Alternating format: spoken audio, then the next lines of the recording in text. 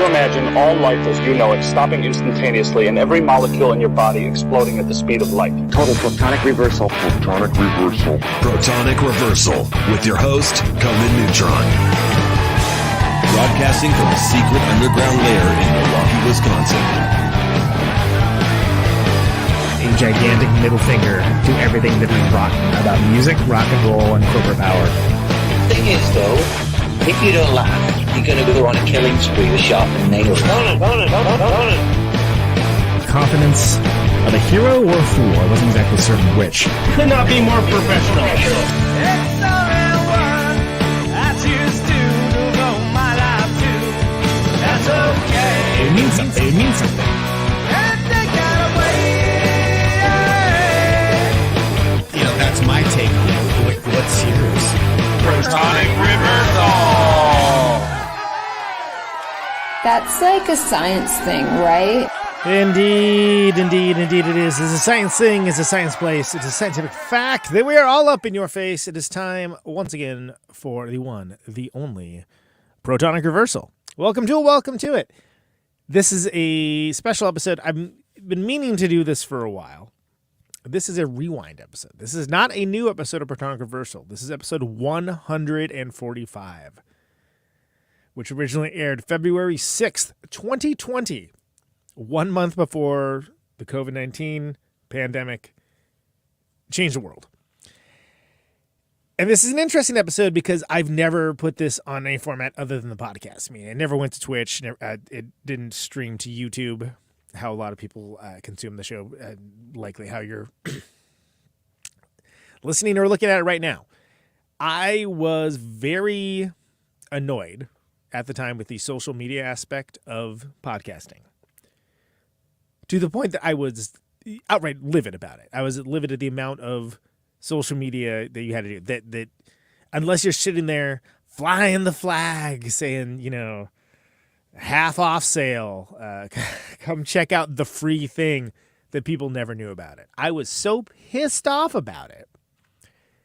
I decided to make I don't know if you call it a dick move or a line in the sand, but I chose to do no social media promotion for this episode. And I did so because I felt that people, if they like the show, they should subscribe to it. They should seek it out, and they should know that there's cool stuff here. Well, cool. But of course, as we all know, in 2020, which was the 6th year of this show, the show was not nearly as big as it is now. And also, that's not how the world works anymore. And I could be mad about it, I could be salty about it, I could be annoyed about it, and believe me, all of those things were true. But what happened is this really awesome episode did not get the audience that it deserved. And then what happened, well, I should also say at the time, too, I was really mad because I felt like the show was becoming a distraction for Conan Neutron and the Secret Friends, the band, because we were touring a lot, which, of course, came to an immediate halt. So take of all that what you will, just my disdain for social networking to push a product forward, not thinking that the rules of content creation didn't apply to me because I started before most of these things, and just a bad attitude. Let's get real.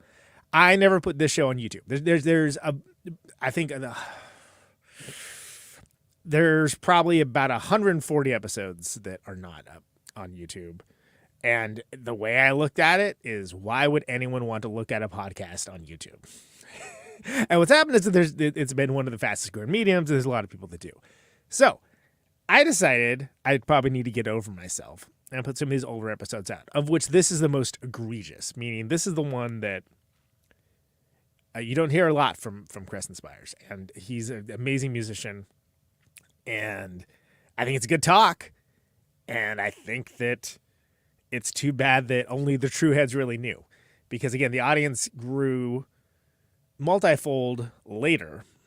But I did nothing to promote this. And I don't know what to tell you. And the only reason I'm even telling you this stuff is because it's the kind of transparency that you have come to expect from Protonic Reversal. But I'm here to change that. And I'm going to be putting some of those older episodes up in advance of the 10-year anniversary show to sort of rectify that error. I understand that, the medium's a message. This show has never been tied to any specific medium. That may not matter to a lot of people. It matters a lot to me. It's always a podcast first. All the video stuff is second, third, fourth, so on and so on. But, however people want to engage with stuff, that's how they want to engage with stuff. Great. So anyway, all that said, same stuff applies. I am Conan Neutron, your host. I'm a rock and roll lifer who's been touring recording for 24 years. 20 years at the time of this recording. Most known for the band Conan Neutron, The Secret Friends. Music is a huge part of my life, and I use the format of this very long-running podcast to talk about music with musicians whose work I enjoy and respect, but who may not be household names. This Rewind episode is episode 145. Now, if this is your first time listening to the show, archives are available for free. No ads, no sponsors, no kidding at Protonic.com. However, if you want to support the show and get episodes sooner, $1 a month at patreon.com/ProtonicReversal will achieve that goal. And if you like the show, even just a single episode, please feel free to like, subscribe on your platform of choice, share it around the internet, or even just leave a review. All that helps people discover the show. It beats back the almighty algorithmic overlords. This is a darn nice thing to do. Right, so here we go. This is my episode of the Creston from February 2020. Hope you guys enjoy it. Thanks. At its best. And of course, with us right now, the man, the myth, the legend, the one and only Creston Spiers from Harvey Milk. Hi, Creston. Hey, Conan. How you doing? So glad to have you on, man. It's great to be on. Thanks for inviting me. I was just thinking about, for whatever reason, I got politics on the brain right now. Yeah. And I was just thinking about your, for lack of a better term, the Tanner 88 style run that you did in 2016 with all the videos and such. Yeah. Which I didn't know you knew about that. No, I thought it was genius. It was wonderful. Thanks.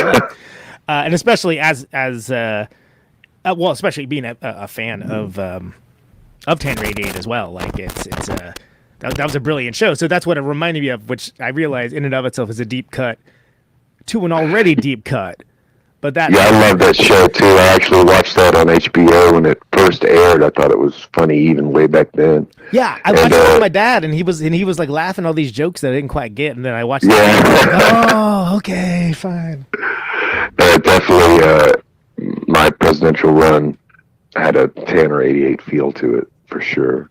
Well, and that's something that I think is interesting, that you've got, a pretty good usage of like modern tools for what you do, like things like the Patreon, right? You've got this Patreon, which it's kind of like people talk about these platforms and what they're supposed to do, and oftentimes they don't always kind of hit the mark, so to speak. But it seems like you got kind of a good thing going here, where you have people that are engaged with what you're doing. They get a composition, whether it's like an acoustic thing, something more orchestral. There's like band stuff involved. Would you say that that's been like a useful tool for you to kind of connect with the fans and get your stuff there? Oh, it's been terrific. It's been successful beyond my expectations. I've had it going since about 2017, and it's just been a terrific experience. I've written lots of new music and put it on. And you're right. What I have is kind of a contract with my patrons where they pay me $3 a month, and I give them all the new music that I make. It's mostly rock band music, but there are some orchestral compositions, and I also, for instance, did a album of covers, Leonard Cohen covers. Yeah, the Leonard Cohen covers. Yes, absolutely. I definitely want to talk specifically about that as well. Yeah. But it's kind of like a good collection of, if you like the rock stuff, you'll find something there. But there's some kind of like neat surprises for folks if that's all they know you from. Yeah, it's very eclectic, and some of the new things are Harvey Milkish and some are not at all. And there's also a lot of older, deep tracks that have never been released from other bands that I put up, and some B-sides that we recorded for things long ago that never saw the light of day. Just a kind of a smorgasbord, very eclectic. There's also quite a few musical selections from Steven Tanner, who joined forces with me there for a few months, and he graciously donated some of his music for the site, and it's still up there, and it's fantastic. So it's been very prolific. I think there's about 8 or 9 hours of music up on the site. Yeah, it's pretty kind of like good value, as they say, right? Well, the longer it goes, the more valuable it gets, I think, because for that $3 a month, you get access to all those old posts as well. So it's the opposite of like a collector's coin or something along those lines. Yeah, exactly. It's only going to appreciate value. Yeah, and I'm real conscientious, I have to say, about trying to give my patrons their money's worth. Like, if I haven't put anything up for a while, I start to get edgy and feel guilty about it. So I'm pretty good about putting up something new every month. And they're not just, like demos or anything. They're finished recordings that I do on my own. Right, yeah, and I think that's worth mentioning, because it seems like some folks, that's how they utilize that tool, is sort of like, here's the good and the bad and the ugly all in one place, and good luck. Yeah, I definitely try to make every post a finished, releasable product. Sometimes I don't hit the mark. Sometimes a song isn't of a quality that I would think, okay, well, I would actually put this on a record. Right. But that doesn't happen very often. And at least once a year, and lately even more often, I've been going over to Kyle's studio, RJS in Athens, and getting him to master the tunes for me so that the files I can share with my patrons sound, good right alongside their store-bought CDs or what have you. Yeah, you get the higher quality. It doesn't sit weirdly in a mix, like, Yeah, exactly. like something that doesn't fit there. And so far I've put out 3 all new, all original, exclusive LPs of new material, plus the Leonard Cohen song. So there's a lot on there to enjoy if you join up. So, and of course, to do that, you would go to the website Patreon to sign up. Yeah. Or just Google my name. It's one of the first things that pops up. I was going to say, or you could just use your Google Foo, and comes up pretty quick there, which is great. Yeah, it is great. So when it comes time to what you're deciding to put up, has that kind of changed how you think about how you create, like how you're composing stuff at all? Yes, my process is completely different than it was in Harvey Milk, where I would, all the band members brought songs to the band, but we would basically bring completed songs and teach them to each other. Right. Or pieces of songs and help each other work them up into whole songs. But with the process I have now, I kind of record and write the songs simultaneously. And so I lay down one layer at a time, and I just build it as I go. And you're just using like a digital audio recorder for that? I have a Focusrite red box. I use a microphone to record my vocals and drums, and I just plug into that and use Logic Pro X for the guitar and bass and keyboard sounds.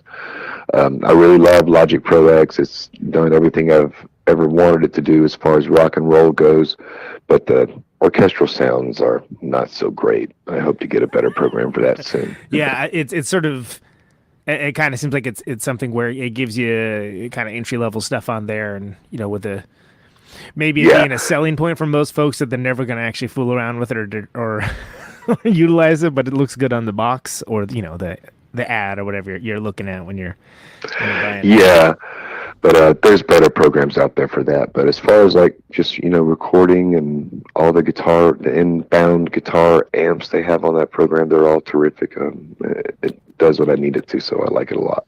Well, and so you mentioned something about how you basically are putting together like just kind of composing sort of piece by piece, bit by bit.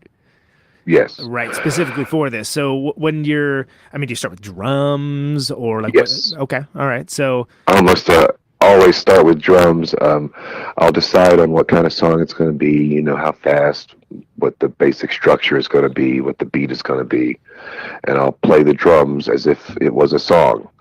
and then I'll start composing the music to go on top of it. And sometimes I'll have a specific favorite song that I want to emulate, and sometimes I don't, and sometimes I just bang around and edit a lot until it sounds good.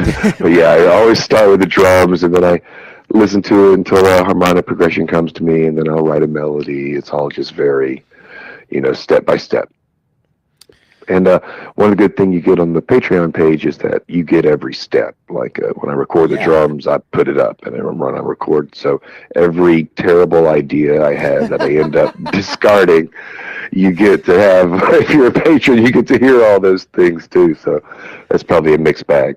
Well, and it's very easy to, and of course with this show, a lot of folks that listen also are musicians themselves, and also artists. But I mean, if you're just a music fan and you aren't as familiar or annoyed maybe by that side of the process, it is actually really interesting. I would to see. Anytime I can get like those tapes of like Hendrix just sitting around playing his songs on guitar and like working songs out, that's fascinating.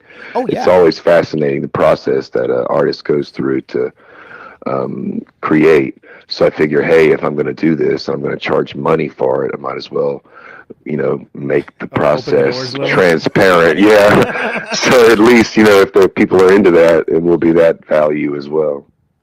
Well, and also, it came up recently on the show.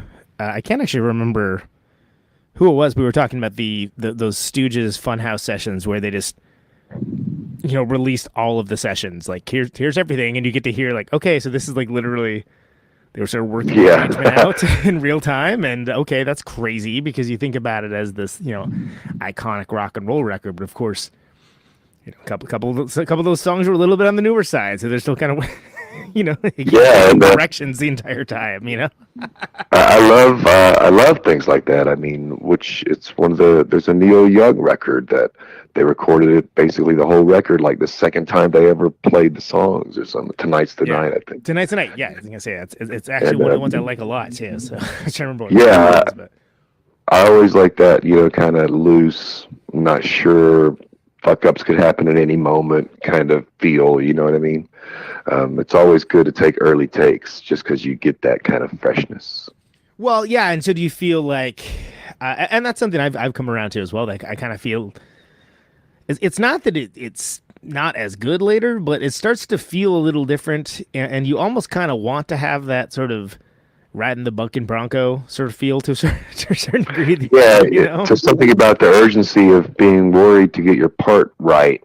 Mm-hmm. That adds something to the music and makes it's good that songs are recorded first and then taken on the road, because the recording is one thing, but what you end up playing it as years later is going to be something totally different. So it's good to have that snapshot of what the initial inspiration was, and the fresher and you can get that, the better it's going to be, probably. Sure. I mean, yeah, I've talked to folks. Buzz and Dale are a perfect example that they'll have songs that they played for so long and they never listen to the recordings, and it just sort of changes in their mind and kind of constantly grows and becomes its own thing where they listen back to the recording. It's like, oh, I don't know, I was playing that. No, okay, well, I play it this way now.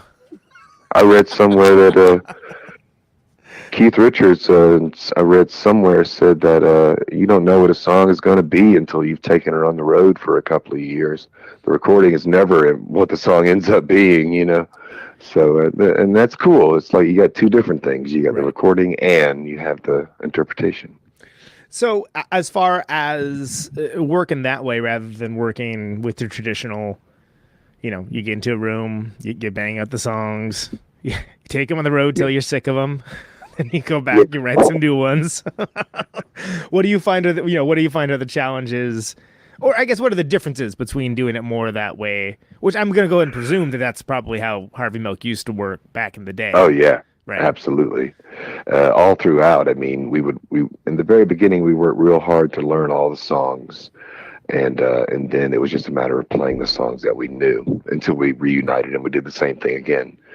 But with the Patreon, I'm not playing this, once I record the song, it's in the past and I move on to the next one. And, so it becomes like a real serial thing where I just kind of do it over and over and over again and finish it and move on, as opposed to like finish it and then practice it and play it and get sick of it. Do it to death.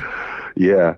And it's very rewarding in a way because I'm forced to be more prolific, and sometimes that's a good way to work. I mean, Stravinsky, he would get up and write from 10 in the morning until 2 in the afternoon every day, and a lot of the pages were crap. He said he threw them away, but he did it anyway because, that's how the good stuff came out. So if I do it on a regular basis, hopefully more good stuff comes out. Well, and there's kind of an interesting thing. I saw, Nick Cave saying something along those lines of just, people want to kind of think about it in terms of just the artist waiting for the divine inspiration to come down. But, in reality, sometimes it's, you sit down, you're looking at the blank page, so to speak, and it's some days it's there, and sometimes it's not. You just do the work anyway, and that's that's the part that people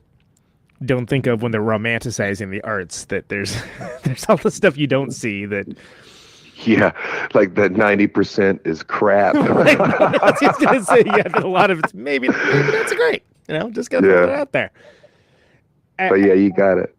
Oh yeah, sorry. I'm sorry. No, please. Actually, I forget what I was going to say, so you go ahead, please. Well, I was gonna say, and I think that's kind of the interesting thing about how you do it with the Patreon is that you kind of get the good side, the interesting side of the new things, without necessarily the, well, that didn't work at all. All right, that's let's just kill that one, start over. That was a wash. I think there's been one, maybe 2 songs on Patreon that I got deeply into, and I just said, sorry, I have no idea how to finish this, and left it sort of unfinished. But so far, I've been very lucky in that I've been able to take every song to completion and, mix it up and send it out. So, when you did mention it, and I find this utterly fascinating, the Leonard Cohen thing, because I'm a big Leonard Cohen fan as well. And is that right? Yeah, I know, absolutely love Leonard Cohen, and yeah, I also love weird heavy music also. But those tend to be 2 Venn diagrams that don't have much overlap, we'll go ahead and say. You might be right.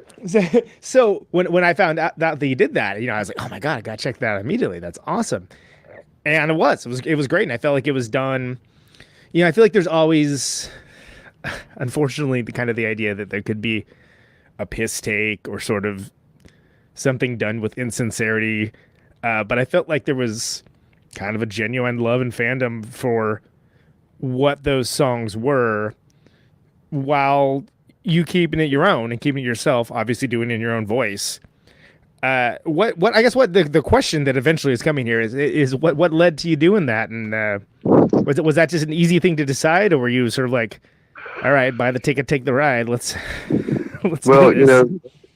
I just finished a period in which I had done like 3 records in a row, all new stuff, and I felt sort of creatively spent. I felt like, oh God, I just don't have any songs to write right now.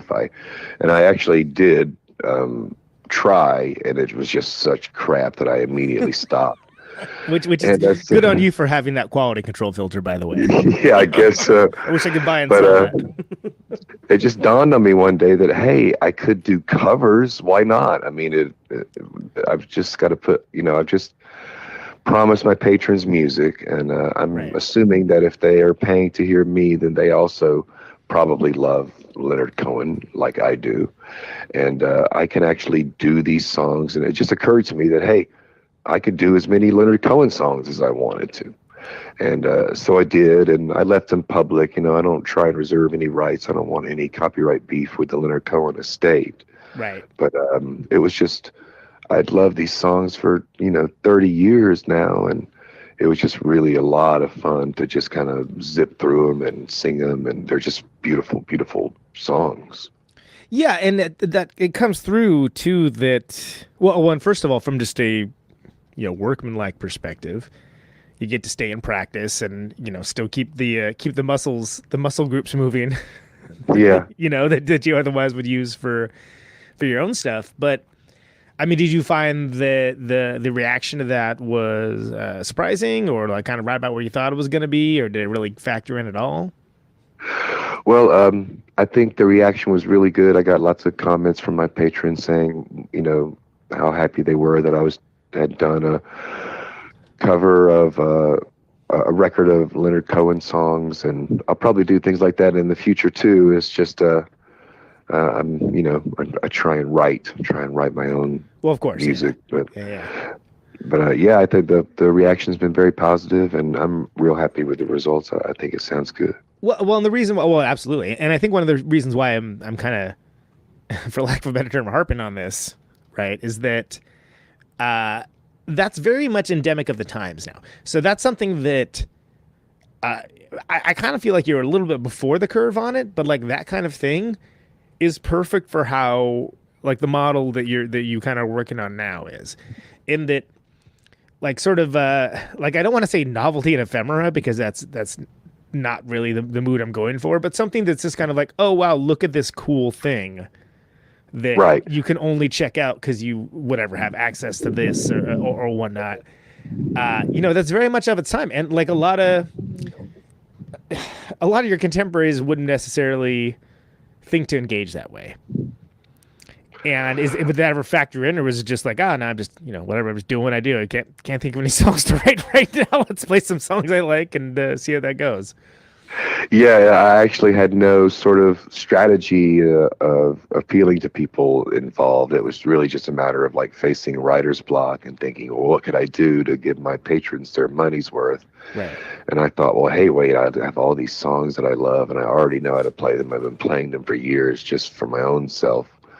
So why not record them and put them out, And I was able to do like 9 tunes in a couple of weeks, and I mastered them real quick. And it was really just a case of me wanting to continue to provide value for the money that people pay me, and just taking a break from being a creative artist for a while and just be an interpretive one for a little bit.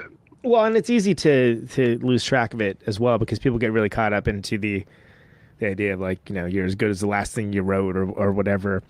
But the idea of the musician or band that like writes all their own material, it's hasn't always been that way. Like, I mean, no, what a pain in the fucking ass. I mean, the Beatles ruined it for everybody because all of a sudden you had to write your own songs or you weren't taken seriously.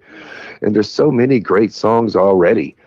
I mean, it's like Chuck Berry already wrote all the songs. Let's just keep doing those. Yeah, those songs are fine, right? You could just, like you could still find, whether it's any genre or subgenre you could think of, you wouldn't have to necessarily write any song in that genre, and you'd be able to celebrate and like kind of embody it at the same time. But yeah, like you said, it's like the Beatles did kind of change what that meant. It's like you almost were like, oh, you're a covers band. Yeah, I know. That was actually one of the terrific things about being in the orchestra world is that no one in orchestras has any, no, never. Like, hey, let's play one of my pieces here. I've got a piece here. Let's all play one of my tunes. No, all you do is interpret other people's music, and you find real value in that. And there is real value in that. And it was fun. Doing Leonard Cohen songs. Well, and you've done other things along those lines. Like now, I remember specifically there was I wasn't there, but I heard tell of there was the Harvey Milk set where you did like an R.E.M. album or something along those lines, right? Is that for real? Yeah, we had a show booked, and we just decided for fun that we would do Reckoning, and we did it straight through. And it was a lot of fun. My God, I love that record. So it's a great record. Not necessarily. I mean, did you let people know ahead of time you were doing it, or just surprise them with? No, we told our friends. Good friend of mine, Ted, who's passed away since, actually invited Michael Stipe to the show. No joke. I was humiliated to learn. Yeah, he was there, and but I didn't know that when I was on stage. Thank God. Yeah. Jesus Christ. Talk about like having to like put the pressure on, right? Yeah, no kidding. Did you ever hear back like what he thought of it or no? Actually, Ted asked him what he thought of it. And he said it was humiliating, which I found actually to be the idea of him hearing it was also humiliating. So that, that fits. So it's all around humiliating experience. Yeah, everyone involved was humiliated by the experience. Jesus Christ. Oh, man. We also did the Ace Frehley solo album. Oh, yeah. Frehley's show. Comet. No, the solo album in Kiss. Oh, of course, yeah. Of course. The 1978 one. So, and the reason why I thought of that, there's a tribute band called Frehley's Vomit. They do all the Ace Frehley Kiss songs, but they also do some stuff off of Frehley's Comet as well. And they I can't believe it. That's never occurred to me to say Frehley's Vomit before. It's pretty. I gotta say, like when I first heard it, I thought it was pretty genius, and they pull it off, and they have like a legit love of the music. So it's like one of those things where it's like, oh wow, this is not something I expected to be seen right now, but we're back. Can't imagine anyone. So it's okay. Can't imagine anyone having a legit love for the music of Frehley's Comet. I mean, I think it's God. It's largely shtick as well, but they definitely appreciate. They commit to the bit. Let's put it that way. Yeah. Well, don't get me wrong. Kiss is my very favorite band, and I still love Kiss. But man, have they really thrown themselves under the bus. I can't. It's just so hard to still love them, just on principle. That's a hard thing to say these days, and it isn't. It's kind of not one of those things that like. The music, the classic, era of Kiss, I think still holds up, especially if you're into that kind of thing that they were doing. It's kind of hard to get much better, but it becomes harder and harder to justify if you don't have a frame of reference because it's just this endless of commerce, and it's like, well, yeah, I know, like put out a good record in 30 years, but who cares? In 1991, it was like in a weird way kind of cool to be a Kiss fan because they were this band that was so great. But man, they've just pounded their souls into the ground so hard and repeatedly over the past decade that God, it's just disgusting. Yeah, just beat every nickel out of all the fans. Exactly. They're doing it again right now, as far as I know. Coming up next week, we got Gene Simmons of Kiss. They come now, but I mean, I think your love of that music kind of makes sense when you stop and think about for folks that are fans of Harvey Milk. You did The Pleaser, and for me, that was like, oh, they're doing like a big rock thing. This is awesome. Like I did not like it was one of those like, wait, this is Harvey Milk, right? This is the same band. Yeah, it was kind of out of left field. But I loved it because I have a legit love for things that are for a good portion of hard rock, and it was like, oh no, it's them doing their take on hard rock, and it's this seems to come from a place of earnestness, but wow, this is freaky. It was definitely.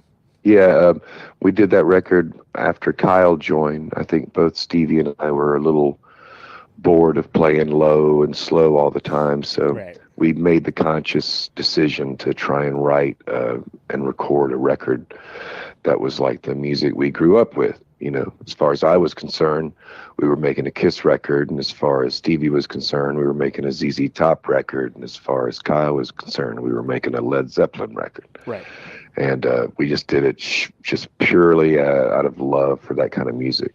There was definitely no tongue-in-cheek. I don't think there's ever been any sort of tongue-in-cheek in anything that Harvey Milk or I have ever done.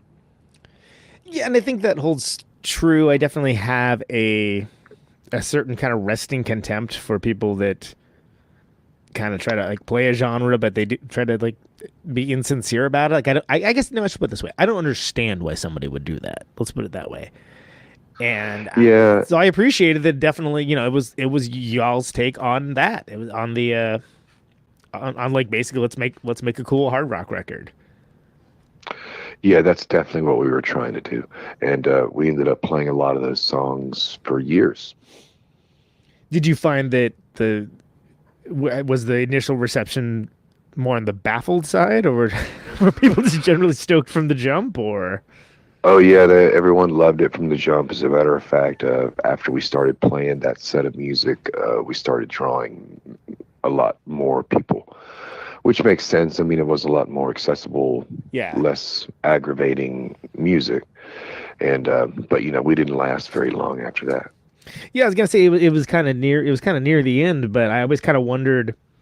I mean, the closest thing I can think of was there's that band from Jersey, Rye Coalition, that kind of did a, they put out a couple records and turned around a lot, and they kind of went big hard rock, like AC/DC, kind of Grand Funk Railroad, and which all those dudes just legitimately loved hard rock as well. But I definitely noticed that there was sort of a transition period where people kind of, cock their head a little bit like the RCA dog and be like, well, this isn't quite what I thought this was going to be.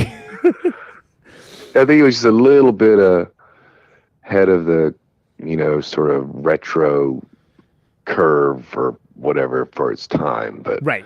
I think if it had happened like maybe 5 years later, everyone would have been it would have connected a little different. And again, we've kind of jumped around in a very the timeline is very jumbled here, but I mean, for me, which is fine. It's jumbled in life as well, Yeah. But the first one I heard from you was the "My Love Is Higher Than Your Assessment of What My Love Could Be," which that first song you have is just so like epic, but kind of painfully slow. And like when it develops, you're like, oh, this is this is awesome. This is really cool. Like, it took a while to get here. This was like a composition, but at first, I remember even being like a fan of bands that take their time. I was like, God, this is like crazy slow. What's going on what's here? Happening? Yeah, and I love Flipper. You know what I mean? Like I was like, but then I would listen to it more and be like, God, this is like warped genius. I love it. Like, so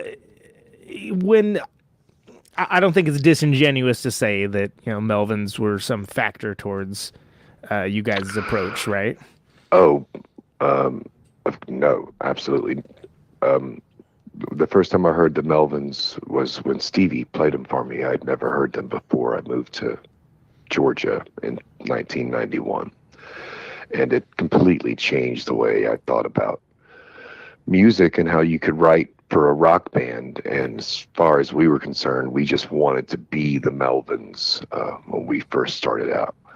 And I don't, I think we quickly developed a style of our own. We played a lot more in major keys than the Melvins did. I was just going to actually say that, and that's kind of a weird music theory thing for a lot of people, but it's something I definitely noticed immediately of it being like, yeah, it wasn't a lot of minor blues scale kind of stuff happening there.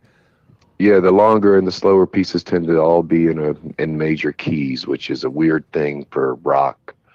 I think mostly that came from my background in orchestral music, but it definitely is the biggest thing I think that sets us apart from them as far as like our sound goes. But yeah, nobody can touch the Melvins. I mean, good God, look at them now. They're just they're the kings. Well, and then they've never stopped and they never sucked. And yeah, exactly. And they're still trying new things in new ways, and everything is interesting.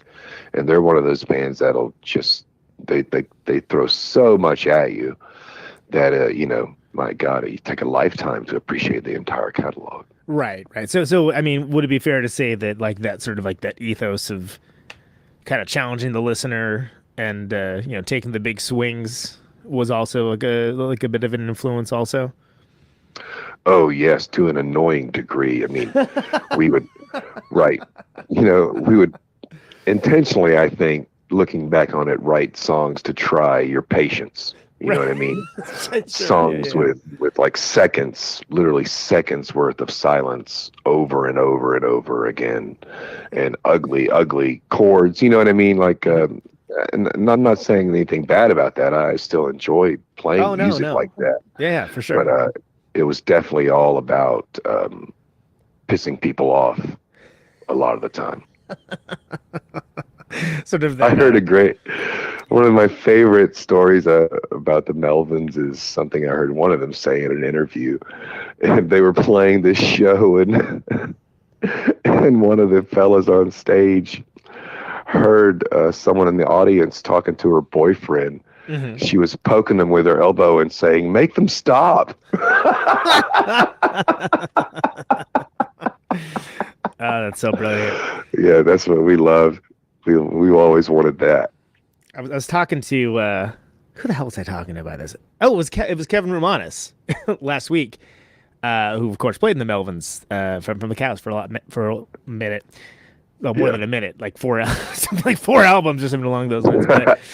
But I was relating a tale that I'm pretty sure I've told multiple times on this show, but just of it being kind of like a Melvins, best of kind of set, and everyone's just getting real into it, and like there's all these bros with backwards baseball hats, and they're letting loose in the pit, and they're just pitting it up and being bros with baseball hats, and generally bumming out people such as myself and a few ladies that just are there to enjoy the show. And then right smack dab, right after this like block rocking set of like 6 songs or something, where just grew in intensity, they played Anti-Vermin Seed, which I think it has I think it's 2 minutes before the bass even comes in. Like vocals come in around like minute 4. And just, I was gonna say, did he proceed to play an E chord for 5 minutes straight? Yeah. It's just this song that it's like a 12-minute song, and it's just so. And to watch the expression on these dudes' faces of just like have them be like, "Oh, this isn't was so great and so wonderful." And to me, it was like that was like the ultimate like punk rock move. Yes, and that's what changed my thinking when I heard them. Is like you realize after listening to a record like Lysol, like, wait a minute, this has got structure. Maybe the structure is really, really long and elongated, and it takes forever to get from A to B. But when you get back to A, you know what I mean? It's like it's not just noise or like improv. It's like there's it's a plan. A full scale. It's a big scale composition. Yeah. So the idea. Oh yeah, go ahead. Sorry. I was just gonna say that the idea that you could write big scale compositions for a 3-piece rock band was pretty fucking cool. Well, and that's sort of what my follow-up there was going to be is, with you having sort of an eye towards composition. Like when did that first start? I mean, it certainly, and again, that same way, when I first heard Harvey Milk, I liked it. I wouldn't say I necessarily understood it immediately, but then like, I kind of got it like, oh yeah, this is just same deal. It like takes a while to develop, things happen. They don't necessarily happen when you would expect them to happen. But it's a composition, like it's sort of like in the like how composers would do, right? Composing, and is that something that you kind of walked into the band with an idea towards, or was that something that sort of naturally developed? Like how did that kind of come to be something that you use as a tool within Harvey Milk? Well, when we first started out, it was just kind of coming up with heavy riffs. But then as we played together more and more and I realized what Paul and Stevie could do, I started thinking, okay, well, I'm going to, write something longer with more parts and more complicated and, more musical, really, than just heavy sounding riffs. And that's really how it began, is that, these guys could basically play whatever I asked them to and remember 10, 11-minute pieces of music. And I mean, were you guys using charts or like what was it? Just No, we would just learn, just learn and practice. Well, no reason I interrupt to bring that up is, I'm thinking about if the song's 12 minutes long and somebody fucks up on like minute 9, it's a bit of a drag that, But those guys were pros, man, and we played together a lot. We practiced intensely in the beginning, so we had good ensemble, and if it wouldn't have been for who I was playing with, all that music probably would have never happened.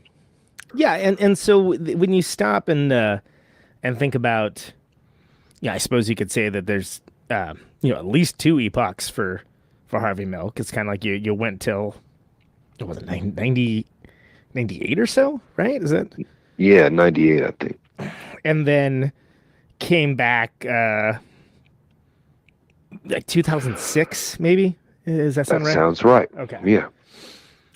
Like between that time, was it something that kind of lived on in your head at all, or did you kind of consider it a done deal? Yeah, definitely. It was considered a done deal.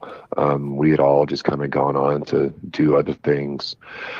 Stevie just called me out of the blue and said he knew a guy who had a record label who would like to put out a new Harvey Milk record. So we decided we were going to do it. And we all brought material to the record and just made an all new record with no plans to go on tour or anything. We just decided to make a record. That was the Mega Blade one, Special Wishes, I think? Special Wishes, yeah. Which is still the best Harvey Milk record, in my opinion. Really? Okay, so what's now expound upon that? Why would you say that's the best of the bunch of them?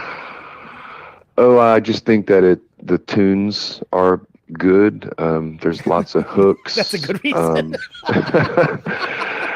And it's got the Harvey Milk feel and style and everything that you would want from Harvey Milk, but it's more concise and more melodic and more memorable songs, in my opinion. Okay. And Harvey Milk is always very song oriented. Well, and that's another thing that's very I feel like has good correlate with the Melvins as well, is that there's definitely songs there rather than just being like, hey, here's a mood or here's a sound or which I'll respect as folks that do that. I was talking to Mike Watt a couple episodes ago, and we actually talked a little bit about drone, which is not a conversation expected to get into, but I thought it was really interesting to hear his thoughts on it. And there's a time, there's a place, and I think that's kind of interesting to see where drone is kind of developed into this live experience that people are going to the drone show and to experience the drone show together, and I think there's some power to that. But I like songs. Yeah, I do too, and myself. Nothing against drone. It's just I like songs if it came down to a choice. I didn't actually realize that the word drone had become like a genre. I can assume from the meaning of the word that it's like long, sustained notes and like rhythms, which it sounds like cool for like a ritual or a rain dance. Right. Well, and you see some of these shows, and you're not far off the mark, my friend. Let me tell you. It's kind of. As far as like putting on a record, I don't know if I'd want to do that. But yeah, and but as much as some of the Harvey Milk stuff had such a kind of epic length and sort of expansive feel for the composition, and never felt like it was coming from that mindset. It was always very much like, no, these are songs. They may be kind of weird, jacked up, or like just kind of it was in them, but they're all songs. You couldn't describe our music as being drony in any way. Definitely not drone. No. So talk to me about from that record over to Life, the Best Game in Town, the one you did. I think that was the first one you did in Hydra Head. Yeah. Two different stories. After we had done Special Wishes with Paul, we recorded that in New York and finished it up in Athens with Kyle at the mixing board. Then we decided to do a follow-up record, and not only that, but Joe Preston joined the Mighty us Melvins and Thrones, the Whip. And I think he's been in High on Fire, and he's got his punch card. He's got a lot of punches on the. Yes, and the sweetest, most generous, nicest man you'd ever want to meet. Yeah. But making that record was a nightmare because we decided, we booked the studio time. We decided we were going to make a record called Life, the Best Game in Town. Which is a great title. I still, after all these years, every time I see it, I'm like, God damn, it's a good fucking record title. Yeah, that was Stevie's. And, so we basically started recording before we had anything to record. And in my opinion, it's a good way to start. Yeah, it not didn't turn heroin out. No, it didn't turn out good. There's too much filler on it, and the songs sound like the Frankenstein bolted together things that they are. I think there's like 3 or 4 good tunes on there, and we ended up playing those. But everything else was just so rushed and so forced that it's definitely not my favorite Harvey Milk record. So you'd say that, like, as far as it's not flash composition, but composing in a way that sort of like, here, clock's ticking, go, probably wasn't the best way to to do that. Yeah, well, it's like, when you're in a studio and you're making a record, it's like you got to do it and get it done and be done, in that amount of time, and it costs money, and Right. there's pressure to get it done, and if you're not, it was just a matter of feeling like something, it was a task we had to perform, and we did our best, and it's many people's favorite record, and I think it's probably our most popular record. I just don't think, I just don't think it's up to snuff. Interesting. Okay, yeah, I was gonna say, because that one is relatively popular, and Yeah.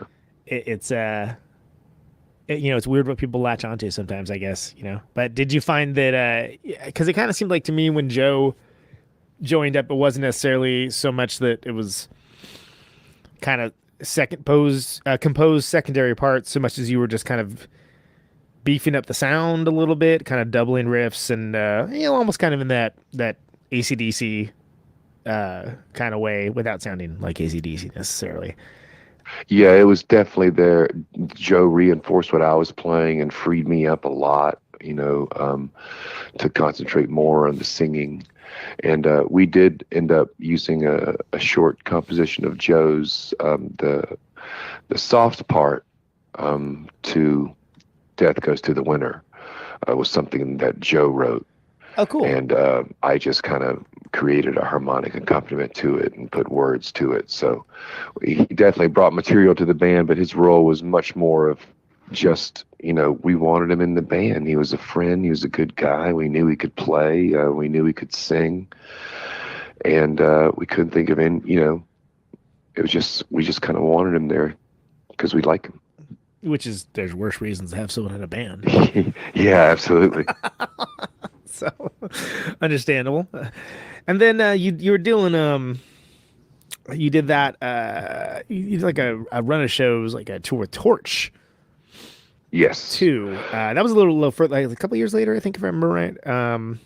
It's all kind of blurry in my memory. Between 2005 and 2012, we were active. We made those 3 records, and we went on tour a few times.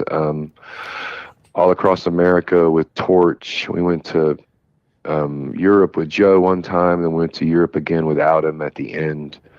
And there was just a whole lot of playing. That was our most active and certainly our most successful period as far as like the number of people we played for and the amount of shows that we were able to get. Sure. And did you find that like the Torch folks, the Torch fans were kind of receptive to what you were laying down and open-minded for the most part? Yeah, we never got anything but terrific reception during that whole period, which was very, very nice and a big change from Harvey Milk Mach 1. Right, exactly. It's funny, we were playing the same music, but Right. Instead of people yelling, "You suck," during the silences, the people would actually just be quiet. Instead of Michael Stipe being bummed out. Yeah. Well, and so then you had, some you were going around again, and you went to Europe with Joe and without, like, everything cool with when Joe stopped playing with you guys? Oh yeah, there was no falling out or Bad blood anything. We along just, those lines? yeah, we just he had other things he wanted to do, and as far as we knew, that was going to be the end of it. Right. And we ended up making one more record, but It's a small turn of human kindness, right? You're talking about? correct, yeah.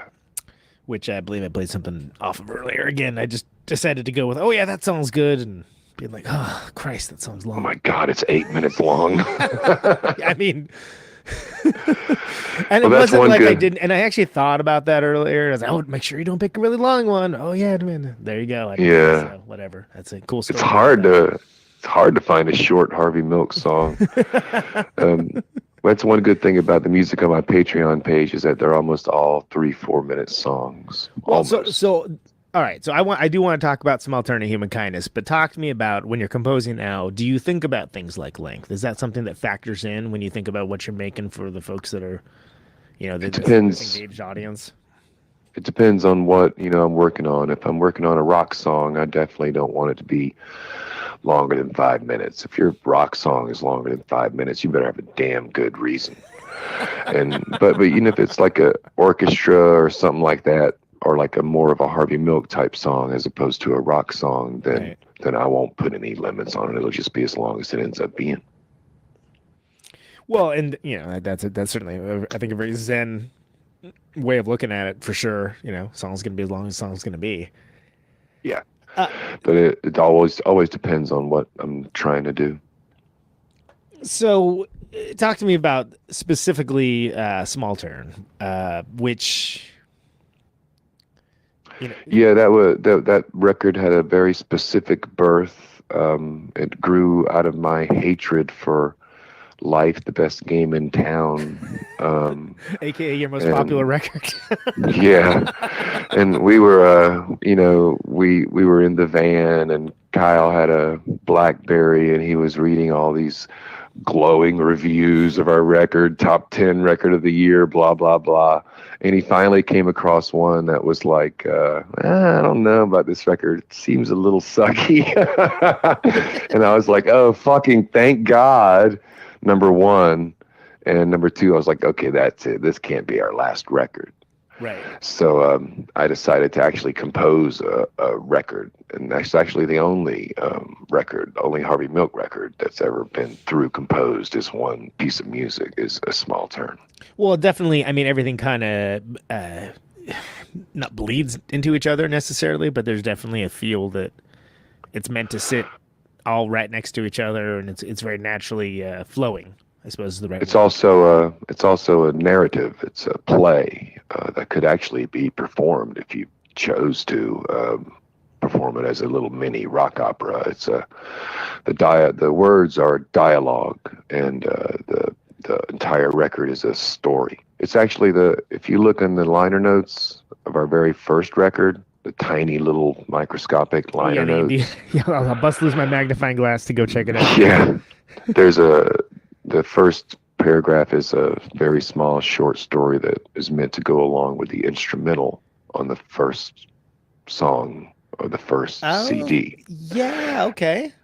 And that story is what I based A Small Turn of Human Kindness on. I took the story, expanded it, and set it to music, basically. Okay, now hold on. Are you saying that Harvey Milk's A Small Turn of Human Kindness is equivalent to Kiss's Music from the Elder? Exactly. It's a concept album.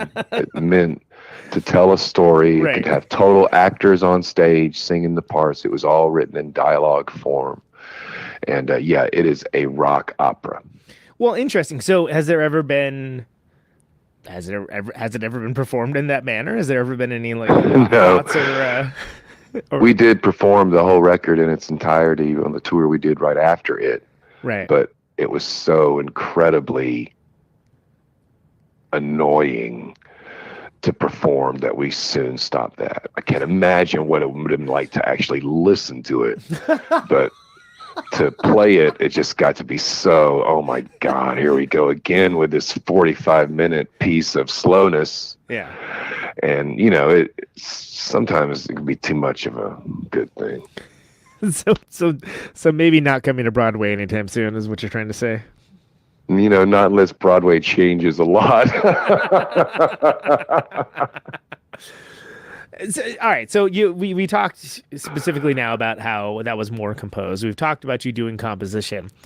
Again, for folks that are not subscribed to the Patreon, that aren't your Patreon patrons, I think they're called, right? Yeah. Yeah. I mean, you actually do compose. Like, there's actual composed. I mean, do you call them symphonic? I mean, are they? I call them orchestral, actually. Yeah, and I actually that's how I kind of started out. Is I basically concentrated on that first, and I still do. I put up a chamber piece just a couple of weeks ago, but yeah, on the site there's the Super Pretentious Symphony #1. It's a symphony in 4 movements. There's the Woodwind Quintet. It's a suite in 3 movements. There's brass and percussion suite in 2 movements. There's a composition for string quartet. There's some Star Trek music that I wrote. There's all kinds of music written for orchestra. Of course, it's just me playing the orchestra instruments on the keyboard, but it was composed to be played by an orchestra, by an actual orchestra. And so you have you talked at the very top about you have like the sort of like the soft instruments, the like the soft synth versions. Yeah, and do it that way. All the sounds I use are just the pure orchestra sounds. I don't use any weird sound effects or anything. Just, orchestra instruments. And have you had, I mean, you talked also about how, orchestral ensembles, you don't have people jumping up being like, hey guys, like, I wrote this new song, let's play this. I guess I would be the one exception sitting back there. I say, hey, Mr. Conductor, let's do this one. And do you find, like, are people generally down for that? Like, is that kind of considered like weird or different? Like, is that something that? You mean writing orchestral music? No, play someone, having other folks like play it. Like they're like, oh, this isn't, Bartok or. Oh, it's it's very rare that an orchestra will play anything new, and if they do, it's usually been commissioned, and it usually sucks. Well, don't mince words. Tell us how you feel. Yeah. So okay, so with that in mind, and with it being, I mean, I guess we'll go and say kind of a more conservative delivery system for new music, do you find yourself feeling limited by just what you can do with the, like the keyboard and the empty page, so to speak? Actually, no, I find it much more freeing, to be honest. Just the idea that, I'm starting from scratch every time, and I'm responsible for everything. It means I can move at my own pace, and I can play all the parts the way I want them, as opposed to trying to get someone else to do it. And no, it's not limiting at all. As a matter of fact, it's freeing because I'm totally in charge, I guess you would say. Right. So you don't have to worry about anybody being like, I don't get it. Why are you doing that? Right. And I don't have to worry about, I also don't have to worry about making a part teachable. When you write a song for a band, you have to be able to make something that you can teach somebody. But I don't have to do that. I can just play anything. It doesn't have to be something I could actually teach someone how to play. As long as I can play it, I can do it. So that's freeing too. So do you ever find yourself kind of more at loose ends now about, okay, so what kind of song is this going to be? I don't know. Like, do you find that like you need a prompt ever, or is the well pretty deep these days? Well, I'm not trying to reinvent the wheel on a regular basis. You know what I mean? Every once in a while, I'll do something ambitious, like something that would be like a Harvey Milk song or an orchestral piece. But when I'm writing rock songs, I'm really just trying to write original classic rock. I'm competing with Kiss and the Beatles and the Stones to write good radio-friendly rock songs. That's pretty much what the task I've set for myself. Excuse me. So there's never any shortage of inspiration, because the vocabulary and the genre is so kind of set that I don't know. I guess I'm losing my train of thought or not saying what I mean very well. But I don't sit around waiting for inspiration. I just kind of get started and let it come out. Hopefully it's something good. If it's not, I just finish it and go on to the next thing, and hopefully it'll be something as good. we mentioned earlier, right? Yeah. Not waiting around for inspiration. You just get right to the perspiration part of it. Yeah. And hopefully, if you're good at your craft, you can take crap and, at least make it not so crappy. Either polish the turd or flush it, either one. Yeah. And every once in a while, you get the golden turd. You have to be thankful for that. Talk to me about how you ended up getting hooked up with Thor Harris. He was someone Stevie knew and was interested in playing with from, I believe it was the Swans. Yeah, fantastic played with. Guy and player. Just real interesting cat. Yeah, he is a real sweet guy. And we invited him to play. He came to Georgia for a couple of days and jammed with us. And I think actually I recorded those practices and put them up on my Patreon page. You can still listen to them if you scroll down deep enough. But yeah, it just turned out not to be a good fit musically. His style of playing wasn't going to fit what we were doing, and his tastes weren't really necessarily what we were doing either.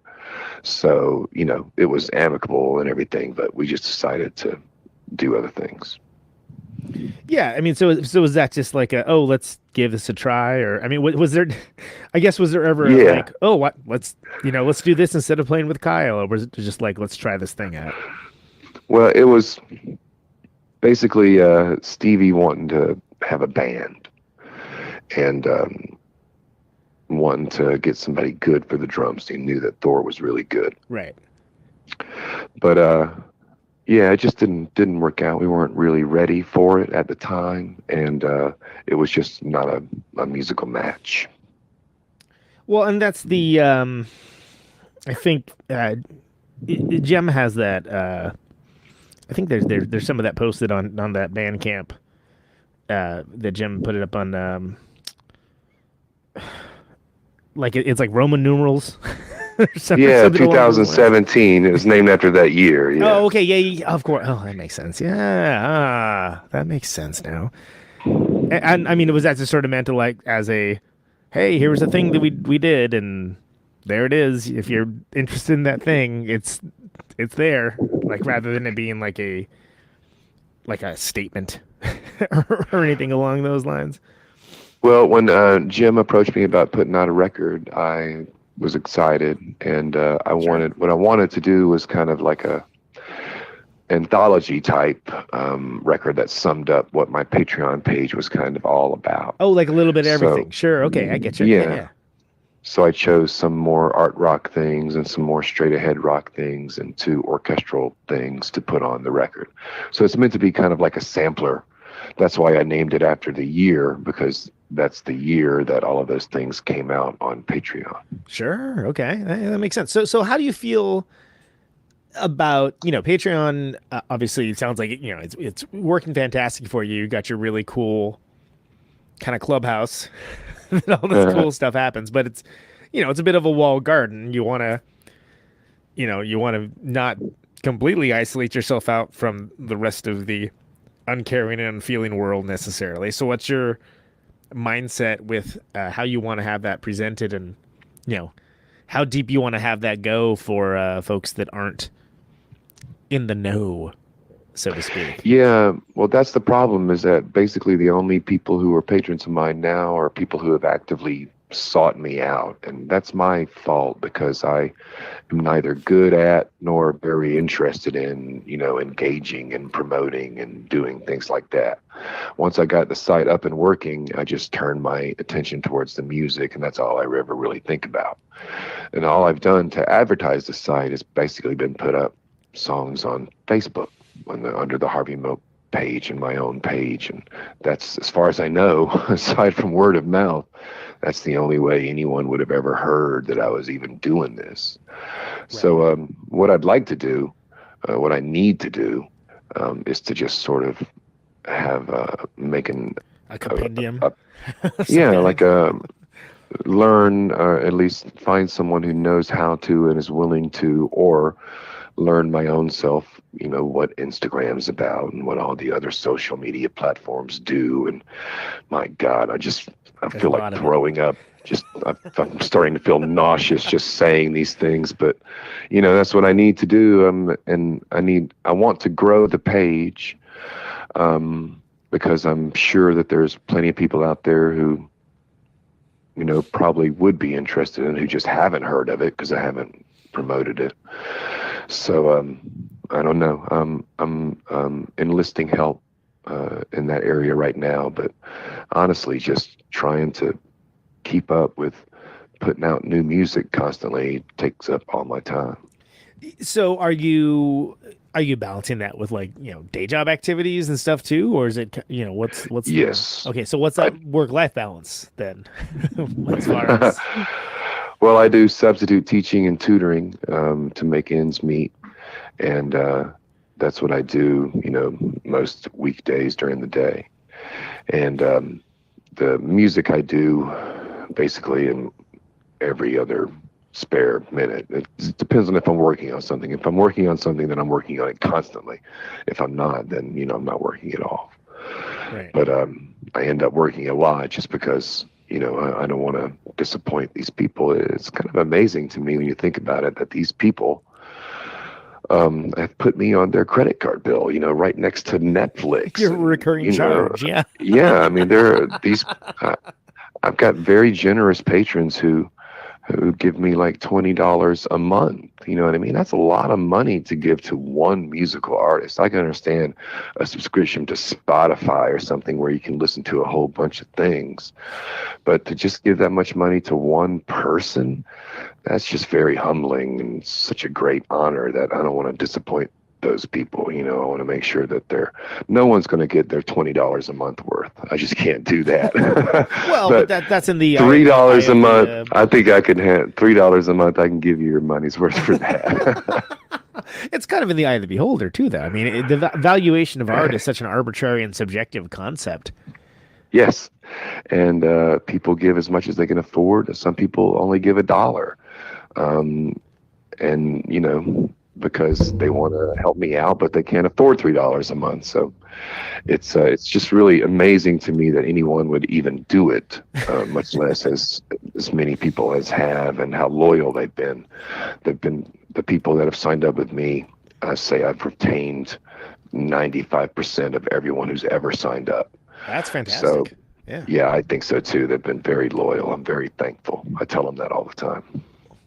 Well, and it is interesting because, again, kind of coming back to where we came in, right, is you talk about all these tools and like the ways that they can be used by artists. I feel like often a lot of these tools, the companies kind of come at you like, use this tool this way. You should make this kind of art in this manner, and this is the way that you should do it, rather than providing an actual tool for creativity for it to be kind of utilized in the way that the artist wants to use it.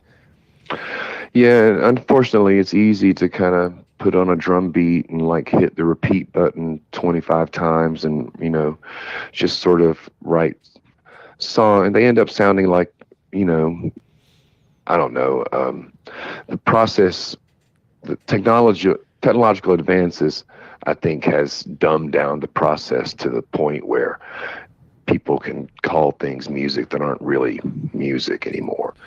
And when I like the tool because it'll record what I play, Right. And but that the act of being a recording artist hasn't changed what I write. You know what I mean? I never just like throw on a drum beat and try and write something to it. I compose in my mind, and then I play. You have an idea of where it's going to be going. You have an idea of, where you're driving to. Even if you don't have like the full map with all of the rest stops, where the major highways are. Yeah, and honestly, I have a little policy with myself that I don't play a note unless I know exactly which notes I'm going to play. So, and I have the freedom to do that because I can take my time. Well, not too much time, but I can within reason. Do it. Yeah, I can make all the choices, and yeah. So, do you ever feel like with the Patreon page that you're in that position that you were when you were doing Life, Death Game in Town, and you got like that kind of death clock going, and the mindset like, all right, go be creative now. Well, no, thankfully I don't have that feeling, although they are kind of similar situations. But this one's different in that, it's just totally up to me what I put out. I wouldn't put out anything that I didn't like. I wouldn't put out something that I didn't think had something good or something valuable or was just terrible. So, I don't. The quality control department, of course, it's definitely got to be engaged in the internal dialogue. Yes, and the way my process has changed, I can, just sort of, I've gotten a process going now where I can dependably come up with songs. I don't know how to explain it, but it's become like a part of my life now, where I just write music all the time. And there's been long periods of time in between Harvey Milk activity where I didn't even pick up a guitar. And but now it's like a part of my life again. I'm very thankful for that. It's been a great gift to me this late in life. I never would have thought that I was going to have another period of musical creativity in life. I thought it was all in the past when Harvey Milk was broken up. I mean, yeah. So I guess that's something that, a repeating theme that's come up in the show is that you have that idea of,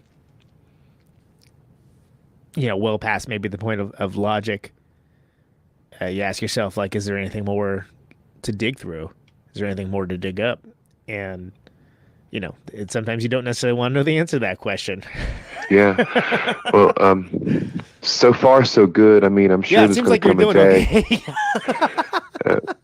I haven't, it hasn't dried up yet. And I'm sure the day is coming when I'm going to have to level with my patients, say, hey, listen, this is it. This is all I got. But even if I stop right now, I'd be very proud of the body of work I have. I have over 6.5 hours of all new original music. And so, it's all gravy at this point. I'm going to keep on doing it as long as what I'm doing sounds good to my ears. And so far, so good. I haven't, I've been a couple of times, like right before I did the Leonard Cohen record, where I thought, I just can't do this right now. There's just no way I can write a single other song. Yeah. But then, after a week or two, it passes and I can start again. Yeah, that's nothing wrong with that at all. So that's it's an interesting avenue that you found for yourself. It's not necessarily something I think you find that would work for everybody, because there's certainly a work ethic behind it, and therein lies the problem, is that a lot of people don't really want to do the work. But well, it's come to be a lot of fun for me. You know what I mean? Like, I get excited about every time I get an idea for a new song. I just can't wait to get started. And once I get started, I don't want to stop until I'm finished. It's become a nice, thing in my life. Oh, right on. That's about as good a place as any to kind of call it. There is one thing I always do with folks when I have them on. It's kind of an open-ended philosophical question. I just ask them, why do you do what you do? I play music because it's the only thing I'm any good at. And, it's the one thing I really enjoy and love doing.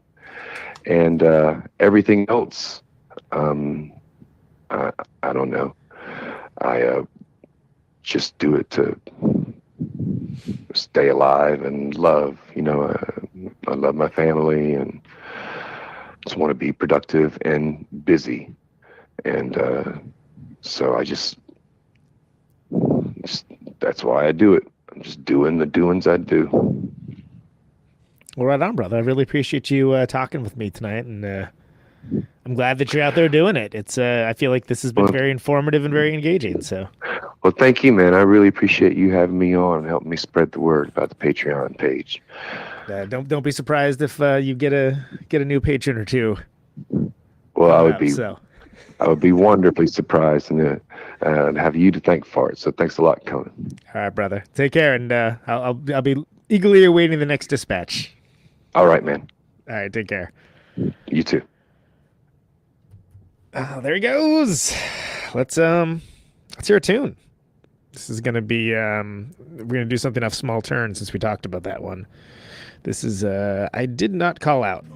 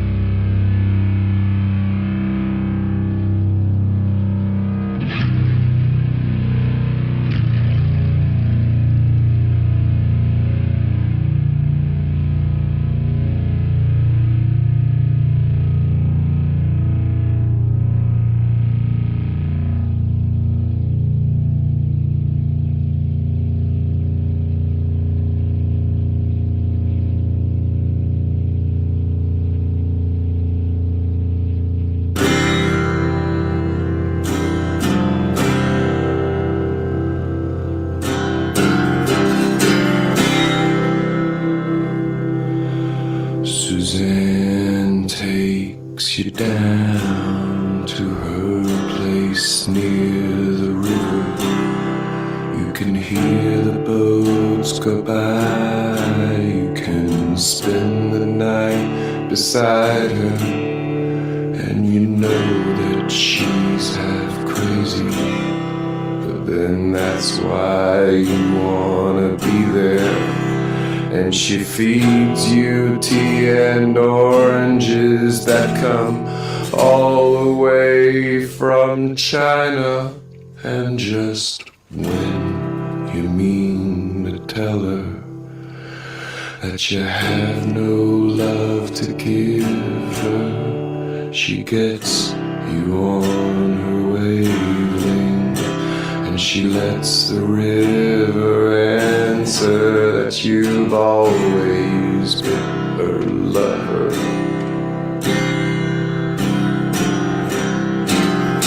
And you want to travel with her, and you want to travel blind, and you know she will trust you, for you've touched her perfect body with your mind.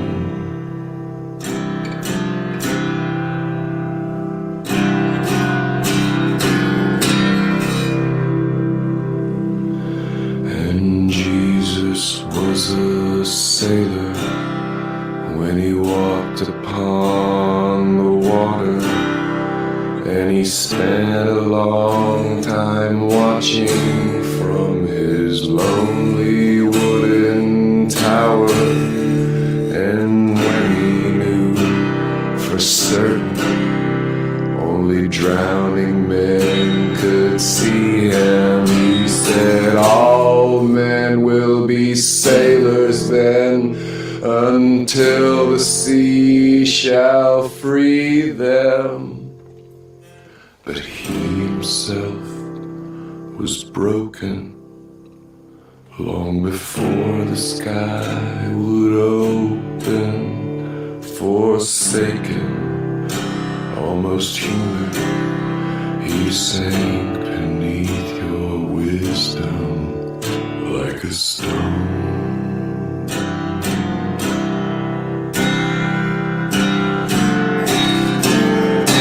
And you want to travel with him, and you want to travel blind, and you know you can trust him, 'cause he's touched your perfect body with his mind.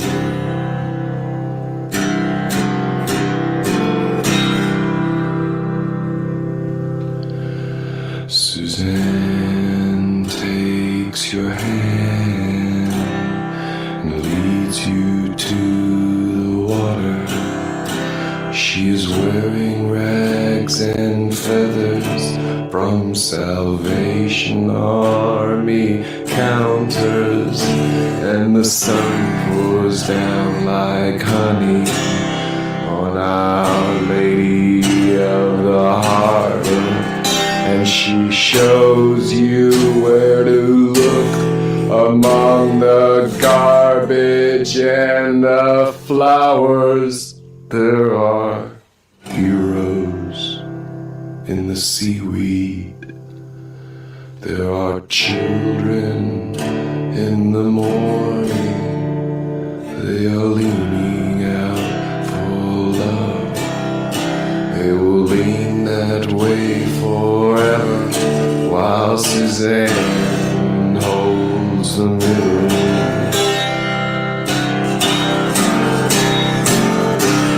And you want to travel with her, and you want to travel blind, and you think maybe you'll trust her, 'cause she's touched your perfect body with her mind.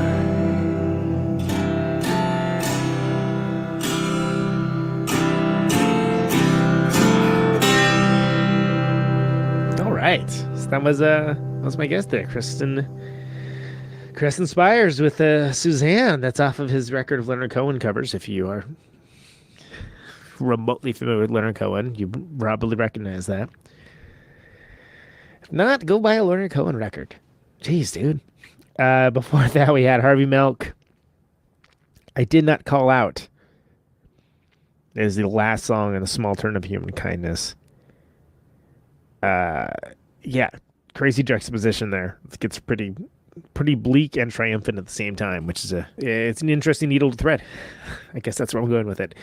I would feel remiss if I did not play a song off The Pleaser, so let's go ahead and listen into my favorite song off of that. Rock and Roll Party.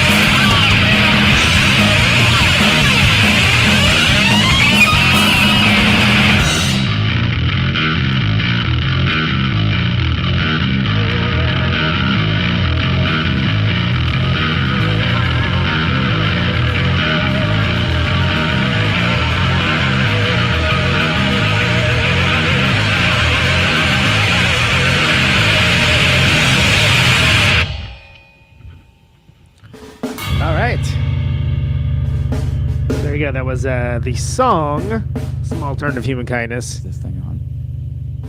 That's on the record, My Love is Higher Than Your Assessment of What My Love Could Be.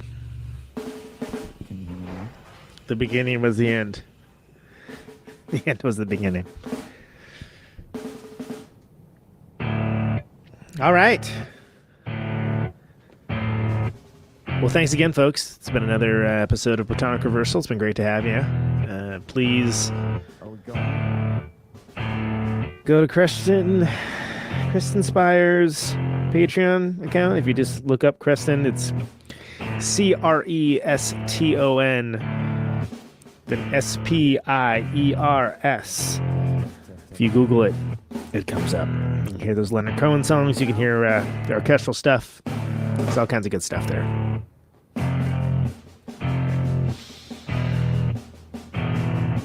As we come to the close of our broadcast day. So as we've established, the name of the song is Protonic Reversal. Farewell transmission. The show airs Thursdays, 8 p.m. Off. Eastern, 7 p.m. Central, 6 p.m. Mountain, This is America. 5 p.m. Pacific. Ships at sea. Archives up at Radio Neutron, radioneutron.com.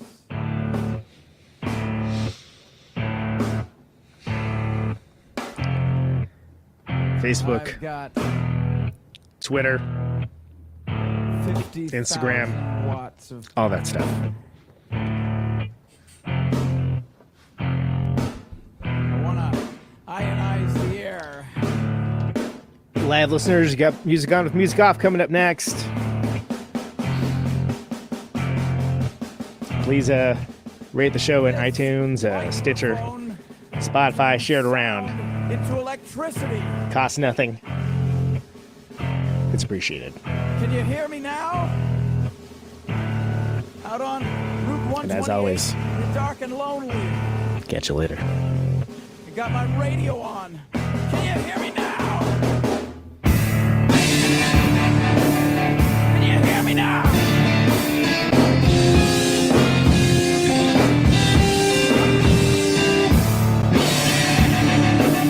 Can you hear me now? Can you hear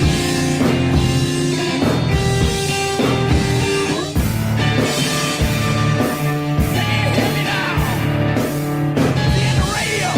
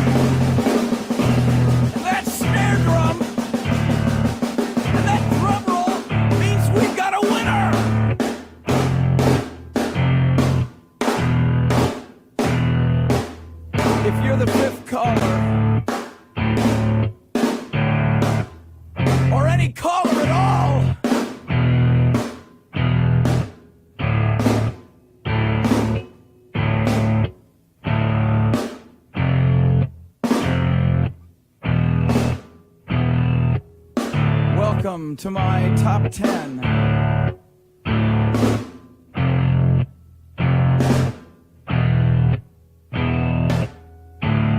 I'd like to thank our sponsor.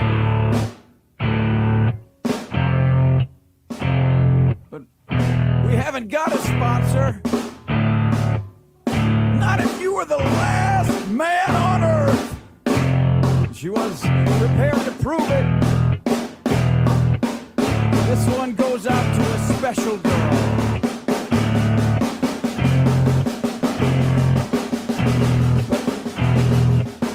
But there is no special girl.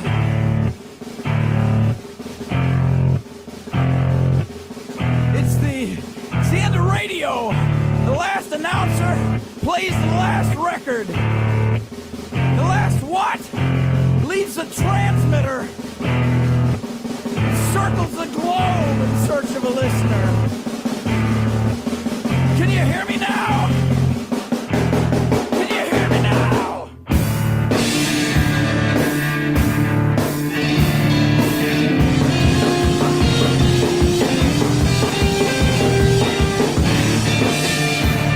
Can you hear me now?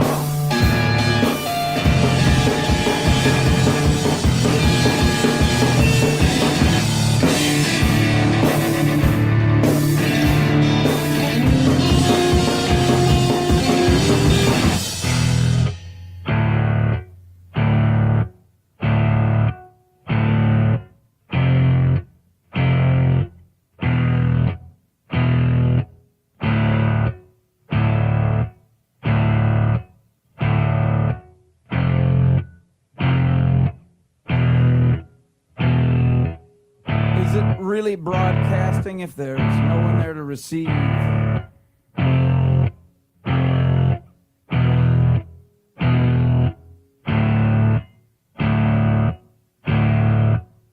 It's the end of radio.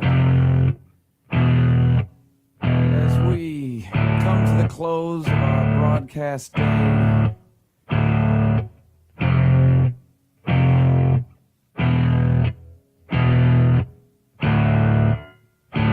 got my radio on.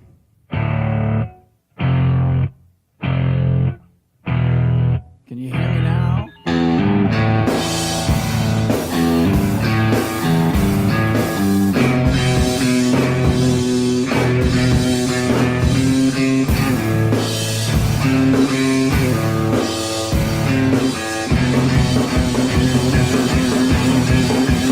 you hear me now?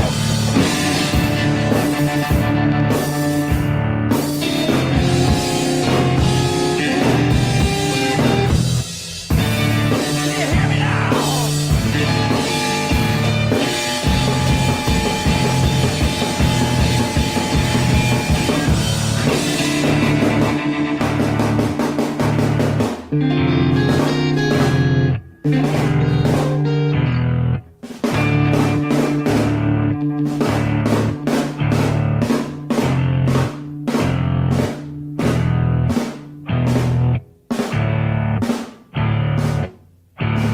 This is a test! If this had been a real emergency,